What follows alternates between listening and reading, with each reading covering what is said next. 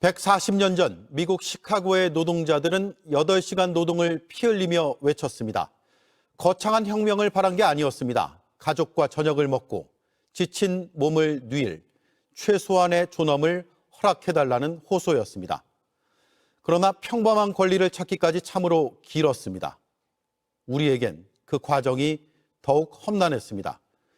일제강점기 억압 속에서도 이 땅의 선배들은 노동자의 단결을 외치며 첫발을 뗐습니다. 해방 이후엔 군부 독재의 그늘 속에 노동이라는 단어가 억압과 통제의 대상이 됐습니다. 정부는 3월 10일을 근로자의 날로, 노동계는 5월 1일을 노동절로 칭하며 수십 년 갈등했습니다.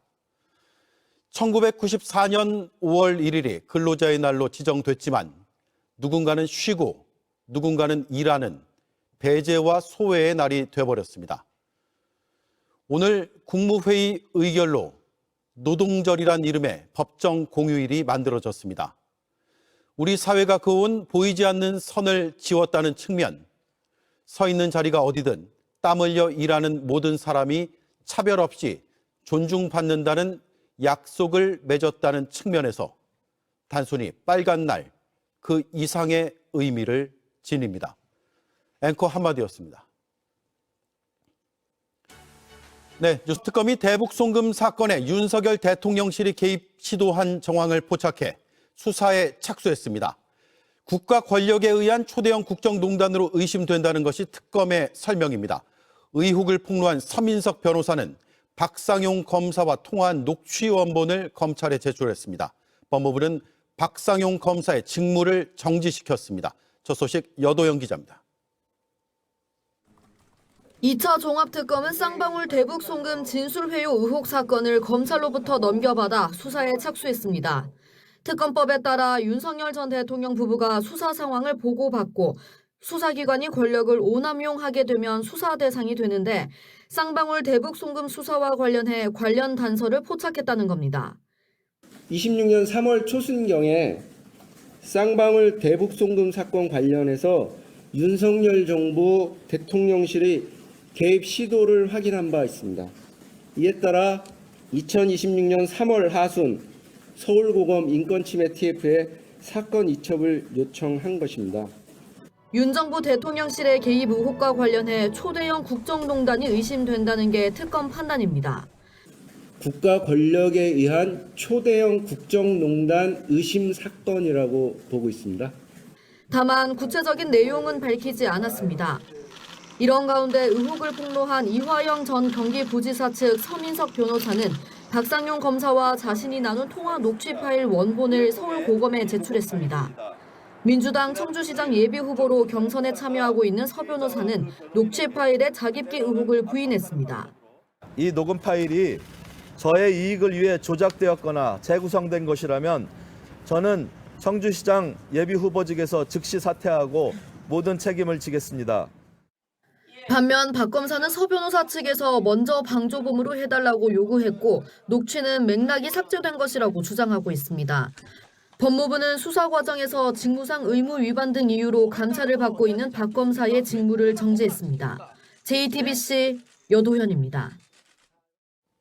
지난 2019년 김성태 쌍방울 회장이 필리핀에서 북한 공작원 리호남에게 70만 불을 건넸다는 주장은 대북 송금 사건의 핵심 증거였습니다. 그런데 이종석 국정원장이 오늘 국회에 나와 리호남이 그때 필리핀에 없었다고 밝혔습니다. 그 시점에 제3국에 있었다는 출입국 기록이 확인됐다는 겁니다. 앞서 이화영 전 부지사에게 연어 회덮밥을 직접 가져다 줬다는 교도관의 증언도 나온 바 있습니다. 박상용 검사는 이미 법정에서 받아들여지지 않은 증언이라며 반발했습니다. 박사라 기자입니다. 이종석 국정원장은 오늘 국회 정보위 비공개 회의에서 북한 공작원 리호남이 2019년 7월 당시 필리핀에 없었던 게 확실하다고 증언했습니다. 2019년 7월 23일 4일 동안 통일전선부장 김영철에게 일생일대 최대의 임무를 부여받고 제3국에서 그 임무를 수행했다. 그리고 그 임무를 마치고 중국으로 들어갔다. 쌍방울이 이재명 당시 경기도지사의 방북 비용 70만 달러를 대납했다는 대북 송금 사건의 핵심 증거를 흔드는 증언입니다. 이 원장은 지난주 국정조사에서도 같은 취지로 말했습니다. 제3국에서 다른 나라로 갈 때 사용한 여권은 본인 본명 여권이었습니다. 위조 그 여권도 여권이 아닙니다. 출입국 확인을 했습니다.